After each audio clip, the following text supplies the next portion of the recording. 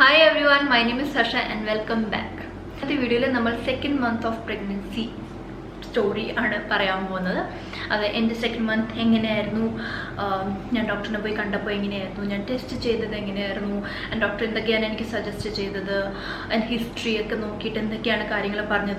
second month I tension but the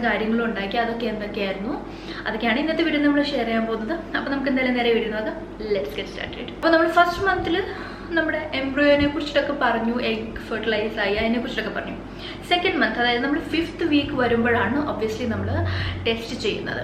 എനിക്ക് 3rd നവംബറിന് exactly periods വരേണ്ടതായിരുന്നു, പക്ഷെ വന്നില്ല. അപ്പം നമ്മൾ എന്താ ചെയ്യുക, നമ്മൾ കുറച്ച് വെയിറ്റ് ചെയ്തു.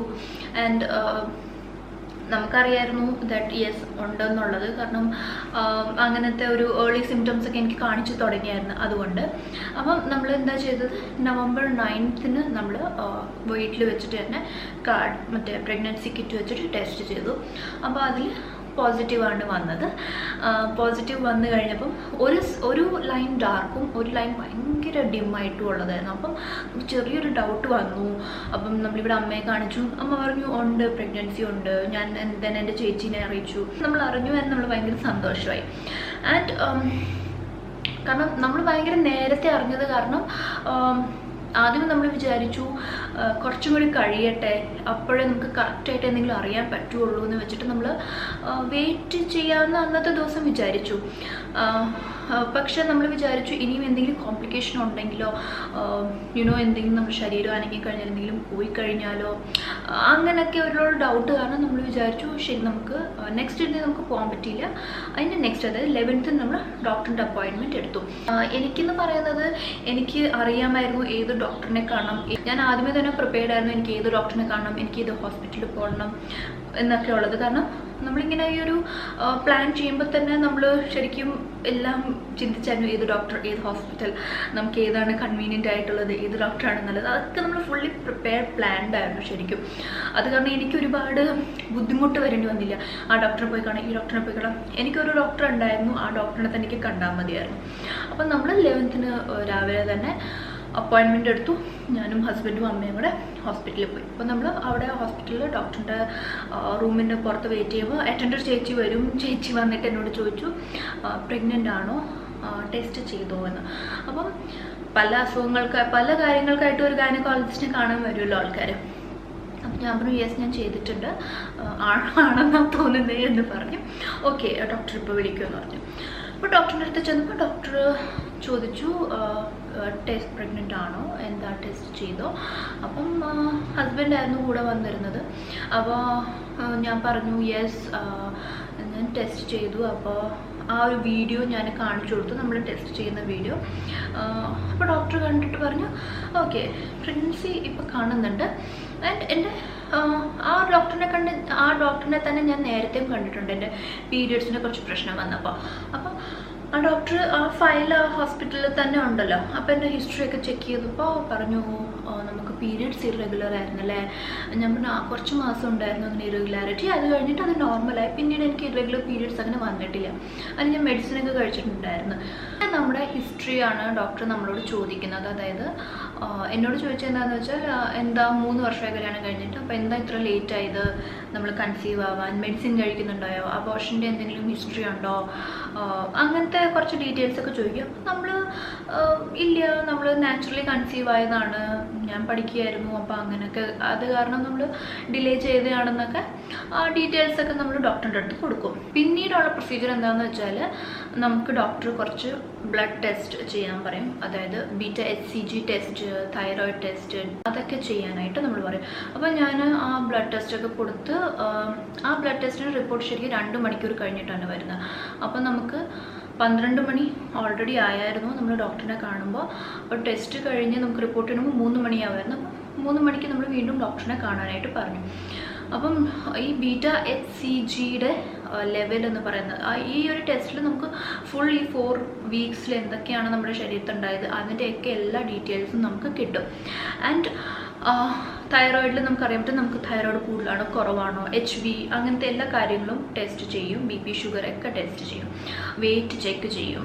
ശരിക്കും ഈ ബീറ്റ HCGയുടെ ഒരു ലെവൽ എന്ന് പറയുന്നത് 1500 ആണ്. അതിൽ കുറവാണെങ്കിൽ നമുക്ക് അന്ന് സ്കാനിങ് പറയത്തില്ല. അതിൻ്റെ മുകളിലായി കഴിഞ്ഞാൽ മാത്രമേ നമുക്ക് സ്കാനിങ് പ്രിഫർ ചെയ്യുള്ളൂ. അപ്പം എനിക്ക് വന്നത് 1178 ആയിരുന്നു അതിൻ്റെ കൗണ്ട് വന്നത്. അപ്പം ആ സമയത്ത് ഡോക്ടർ പറഞ്ഞു നമുക്കിപ്പോൾ സ്കാനിങ് ചെയ്യാൻ പറ്റത്തില്ല, നമുക്ക് 2 ദിവസം കൂടെ കഴിഞ്ഞിട്ട് വീണ്ടും ഈ ഒരു ടെസ്റ്റ് ചെയ്യാം, അത് കഴിഞ്ഞ് മാത്രമേ നമുക്ക് സ്കാനിങ് ചെയ്യാൻ പറ്റുള്ളൂ ആൻഡ് ബാക്കി പൊസിഷൻ എല്ലാം നമുക്ക് അറിയാൻ പറ്റുള്ളൂ കുഞ്ഞിൻ്റെ. അപ്പോൾ എനിക്കിങ്ങനെ ഈ ഒരു കൗണ്ട് കുറവായത് കാരണം ഡോക്ടർ പറഞ്ഞു 2 ദിവസം കഴിഞ്ഞിട്ട് വരാൻ പറഞ്ഞു, നമുക്ക് വീണ്ടും ടെസ്റ്റ് ചെയ്ത് നോക്കാമെന്ന് പറഞ്ഞു. അപ്പോൾ 2 ദിവസം കഴിഞ്ഞ് നമ്മൾ വന്നു, വീണ്ടും ആ ഒരു ബ്ലഡ് സാമ്പിൾ കൊടുത്തു. ഡോക്ടർ സ്പെഷ്യലി ചോദിച്ചത് എന്താണെന്ന് വെച്ചാൽ മോൾക്ക് എവിടെയെങ്കിലും വേദനയുണ്ടോ വയറിൻ്റെ അവിടെയായിട്ട്. അപ്പോൾ ഞാൻ യെസ്, എനിക്ക് അടിവായിട്ട് നല്ല വേദന ഉണ്ടായിരുന്നു. നമ്മൾ പീരിയഡ്സിൻ്റെ ക്രാംസ് വരില്ലേ, അതുപോലത്തെ ഭയങ്കര വേദന എനിക്കുണ്ടായിരുന്നു. അത് എനിക്ക് പീരിയഡ്സിന് മുന്നേ തുടങ്ങി ഈ ഒരു ഇതിൻ്റെ ഏർലി സിംറ്റംസ് ഞാൻ പറഞ്ഞല്ലോ, അത് അപ്പം തന്നെ എനിക്കുണ്ടായിരുന്നു. അപ്പം ഡോക്ടർ പറഞ്ഞു ഒട്ടും ശരീരം അനങ്ങാൻ പാടില്ല, ടോട്ടൽ ബെഡ് റെസ്റ്റ് ചെയ്യുക, ചെന്ന് കഴിഞ്ഞിട്ട് ഒന്നും ചെയ്യാൻ നിൽക്കരുത്, സ്വന്തം കാര്യം മാത്രം നോക്കുക, വേറെ ഒരു കാര്യത്തിനും നടക്കരുത്, മറ്റന്നാൾ വന്നിട്ട് നമുക്ക് നോക്കാം എങ്ങനെയാണെന്ന്, എന്നിട്ട് ബാക്കി കാര്യങ്ങൾ പറയാമെന്ന് പറഞ്ഞു. അപ്പോൾ ശരി, നമ്മൾ കുറച്ച് ടെൻഷനായി എന്താ എങ്ങനെയാണെന്നുള്ളത്. പക്ഷെ നമ്മൾ വീട്ടിൽ വന്നു, റെസ്റ്റ് എടുത്തു, ഒരു പണിയും ഞാൻ ചെയ്തില്ല 2 ദിവസം. നെക്സ്റ്റ് ഡേ നമ്മൾ വീണ്ടും ആ ഒരു ടെസ്റ്റ് കൊടുത്തു കഴിഞ്ഞിട്ട് നമുക്ക് റിസൾട്ട് വന്നപ്പോൾ 2079 സംതിങ് ഉണ്ടായിരുന്നു എനിക്ക് കൗണ്ട് വന്നത്. അപ്പം യെസ്, അത് നല്ലൊരു കൗണ്ടാണ്. അപ്പം നമുക്ക് ഇന്ന് തന്നെ സ്കാനിങ് ചെയ്യാമെന്ന് പറഞ്ഞു. അപ്പോൾ നമ്മൾ ആദ്യത്തെ വിസിറ്റിൽ ഡോക്ടർ പറഞ്ഞായിരുന്നു യെസ് 4 വീക്സ് പ്രഗ്നൻസി ഉണ്ട്, പക്ഷെ ഇപ്പോഴും കറക്റ്റായിട്ടൊന്നും പറയാനായിട്ടില്ല, അതിന് നമുക്ക് പ്രോപ്പർ സ്കാനിങ് ചെയ്താൽ മാത്രമേ അറിയാൻ പറ്റുള്ളൂ എന്ന് പറഞ്ഞു.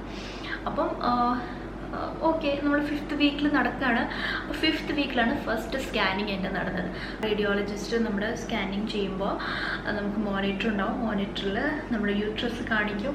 എൻ്റെ യൂട്രസിൽ കുഞ്ഞൊരു പൊട്ട് പോലൊരു ഒരു സാധനം ഉണ്ടാവും. ആ ഒരു പൊട്ടാണ് ശരിക്കും നമ്മുടെ ബേബി എന്ന് പറയുന്നത്. ശരിക്കും അത് കാണുമ്പോൾ അതിനിടയ്ക്ക് നമ്മളോട് നമ്മുടെ ആ ഡോക്ടർ, സ്കാനിങ് ചെയ്യുന്ന ഡോക്ടർ നമ്മളോട് പല കാര്യങ്ങളും ചോദിക്കും. ലാസ്റ്റ് LMP എന്നായിരുന്നു, എന്താ ചെയ്യണത്, എത്ര വയസ്സുണ്ട്, അത് നമ്മുടെ മൈൻഡിങ്ങനെ ഡൈവേർട്ട് ആക്കാൻ വേണ്ടിയിട്ട്. ഇത് എല്ലാം ആ ഒരു പ്രൊസീജിയർ കഴിയുമ്പോൾ നമുക്ക് മോണിറ്റർ കാണിക്കുമ്പോൾ ശരീരം കുഞ്ഞ് പൊട്ട് പോലെ കാണാൻ പറ്റും. അതാണ് നമ്മുടെ ബേബി. അതിൽ അവർക്ക് അറിയാൻ പറ്റും ബേബി യൂട്രസിൻ്റെ ഉള്ളിലാണോ ഫെലോപ്പിയൻ ട്യൂബിലാണോ, ഹാർട്ട് ബീറ്റ് എങ്ങനെയുണ്ടെന്നൊക്കെ. അപ്പം ശരിക്കും അത് കാണുമ്പോൾ നമുക്ക് ഭയങ്കര ഒരു ഫീലാണ് കേട്ടോ. നമ്മൾ ഫസ്റ്റ് ടൈം നമ്മുടെ ബേബീനെ ആ സമയത്താണ് കാണുന്നത്. അതൊരു കുഞ്ഞൊരു എംബ്രിയോ ആണ്, എന്നാലും അത് നമ്മുടെ ബേബിയാണ്, നമ്മുടെ കുഞ്ഞാണല്ലോ അത്. അപ്പോൾ എന്നിട്ട് ഹാർട്ട് ബീറ്റ് ചെറുതായിട്ട് ഫോം ആയിട്ടുണ്ടാവും ആ സമയത്ത്. ഒരു നെഗറ്റീവ് പോയിന്റ് എന്താ പറഞ്ഞതെന്ന് വെച്ചാൽ ഗ്രോത്ത് ഇല്ല എന്നുള്ളതാണ്. അത് കേട്ടപ്പോൾ എനിക്ക് ഭയങ്കര വിഷമമായി. അപ്പോൾ കാരണം നമ്മുടെ കുഞ്ഞിന് ഗ്രോത്ത് ഇല്ലെങ്കിൽ നമുക്കത് അബോർട്ട് ചെയ്യേണ്ടി വരും, അങ്ങനെയൊക്കെ ഒരു ചാൻസസ് വരാറുണ്ട്. ഓക്കെ, ആ ഒരു സ്കാനിങ് പ്രൊസീജിയർ കഴിഞ്ഞിട്ട് നമ്മൾ പിന്നെയും ഡോക്ടറിൻ്റെ അടുത്ത് പോയി കണ്ടു. ഡോക്ടർ ആ സ്കാനിങ് റിപ്പോർട്ടൊക്കെ വായിച്ചു കഴിഞ്ഞിട്ട് പറഞ്ഞു ഗ്രോത്ത് ഇല്ല മോളെ, ഗ്രോത്ത് ഭയങ്കര കുറവാണ്. അപ്പോൾ നമ്മളിനി അതിന് വേണ്ടിയിട്ടുള്ള കാര്യങ്ങളാണ് ചെയ്യേണ്ടത്. അപ്പം നമ്മൾ തൈറോയ്ഡ് ടെസ്റ്റ് എടുത്തിട്ടുണ്ടായിരുന്നല്ലോ ഫസ്റ്റ് ഡേ. തൈറോയ്ഡ് എനിക്ക് കുറവായിരുന്നു. അപ്പോൾ ഈ തൈറോയ്ഡ് കുറവായത് കാരണവും നമുക്ക് കുഞ്ഞിന് ഗ്രോത്ത് കുറവാവാൻ ചാൻസ് ഉണ്ടെന്ന് ഡോക്ടർ പറഞ്ഞു. പിന്നീട് എനിക്ക് സജസ്റ്റ് ചെയ്തത് 27th സ്കാനിങ് എന്നാണ്. അതായത് 11th നമ്മൾ ഡോക്ടറെ പോയി കണ്ടു, 13th വീണ്ടും ഡോക്ടറിനെ കണ്ടു, ദെൻ 27th വീണ്ടും ഒരു സ്കാനിങ് പറഞ്ഞത്. ഓക്കെ, നമ്മൾ തൈറോയിഡിന് നമുക്ക് മെഡിസിൻ തന്നു, അല്ലാണ്ട് ഫോളിക് ആസിഡ് ടാബ്ലറ്റ്, എമിസെറ്റ്, പാൻടോപ്പ്, ഇങ്ങനത്തെ 2-3 മെഡിസിൻ എനിക്ക് സ്റ്റാർട്ട് ചെയ്തു. ആൻഡ് വേറെ നമുക്ക് അബോർഷൻ ആവാതിരിക്കാൻ വേണ്ടിയിട്ടുള്ളൊരു മെഡിസിനും നമുക്ക് സ്റ്റാർട്ട് ചെയ്തു. ആ ഒരു മെഡിസിനൊക്കെ വെച്ചിട്ട് ഡോക്ടർ പറഞ്ഞു ഇത് ഇപ്പോൾ ജസ്റ്റ് ഒന്ന് കഴിക്കുക, എന്നിട്ട് 27th വീണ്ടും വരാൻ പറഞ്ഞു. 27th വരാൻ പറഞ്ഞു. അപ്പോൾ അതിൻ്റെ ഇടയ്ക്ക് നമുക്ക് ഫുൾ ബെഡ് റെസ്റ്റ് ആണ് എനിക്ക് പറഞ്ഞത്.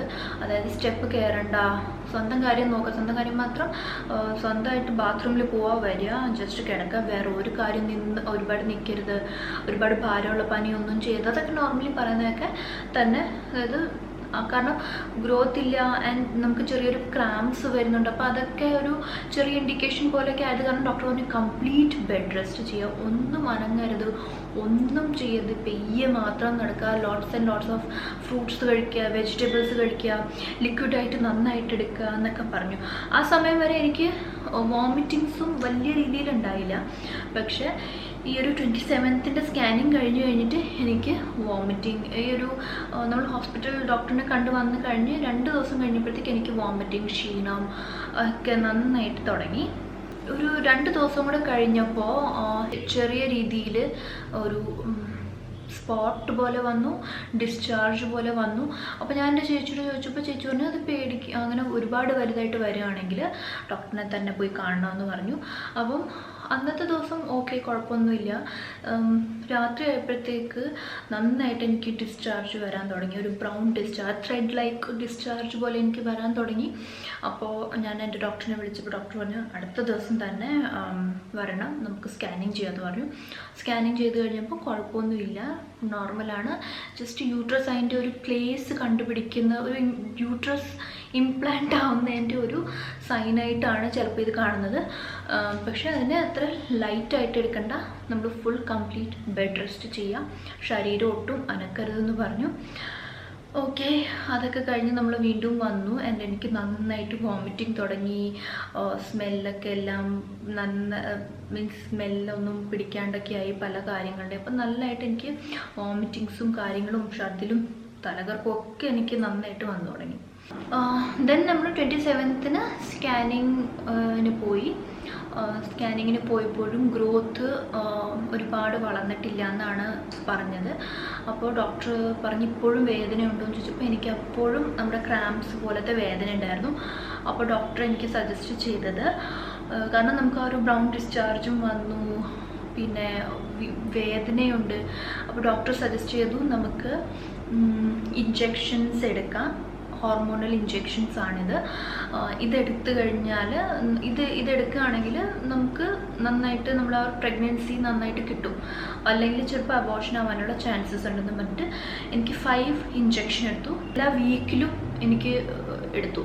ബാക്കി ഡോക്ടർ എന്നോട് പറഞ്ഞു ഫുൾ ബെഡ് റെസ്റ്റ് പറഞ്ഞു, മെഡിസിൻ കണ്ടിന്യൂസ്ലി കഴിക്കാം. തൈറോയിഡിൻ്റെ മെഡിസിൻ സ്റ്റാർട്ട് ചെയ്തു, അത് മുടങ്ങാണ്ട് കഴിക്കണമെന്ന് പറഞ്ഞു. രാവിലെ വെറും വയറ്റിൽ കഴിക്കാനും പറഞ്ഞ്. പിന്നെ എമിസെറ്റ് തന്നു ഛർദിലിന് വേണ്ടിയിട്ട്, പാൻടോപ്പ് തന്നു, കാരണം നമ്മൾ ആസിഡിറ്റി നമുക്ക് ഉണ്ടാവാൻ ചാൻസ് ഉണ്ട്. പാൻടോപ്പ് തന്നു, പിന്നെ ഫോളിക് ആസിഡിൻ്റെ ടാബ്ലറ്റ് തന്നു. ദെൻ അബോർഷൻ ആവാതിരിക്കാൻ വേണ്ടിയിട്ടുള്ള 1-2 മെഡിസിനും തന്നിട്ടുണ്ട്. അപ്പോൾ ഇത്രയും കാര്യങ്ങളാണ് എനിക്ക് 2nd മന്തിലുണ്ടായത്. ആൻഡ് ഈ ഒരു 2nd മന്തിൽ എനിക്കുണ്ടായ സിംറ്റംസ് എന്ന് പറയുന്നത്, ഞാൻ പറഞ്ഞു എനിക്ക് സ്റ്റാർട്ടിങ്ങിൽ അങ്ങനെ വലിയ പ്രശ്നമൊന്നും ഉണ്ടായില്ലെങ്കിലും 6th വീക്ക് ഒക്കെ ആയപ്പോഴത്തേക്ക് എനിക്ക്, ഞാൻ പറഞ്ഞല്ലോ, നല്ല ഛർദിൽ തുടങ്ങി. എനിക്ക് നമ്മുടെ ഇവിടുത്തെ ഈ ചോറ് പിടിക്കാണ്ടായി, ഒരു കാര്യം എനിക്ക് കഴിക്കാൻ പറ്റാണ്ടായി, വെള്ളം പോലും കുടിക്കാൻ എനിക്ക് തോന്നാറില്ലായിരുന്നു, അത്രയ്ക്ക് ബുദ്ധിമുട്ടായിരുന്നു.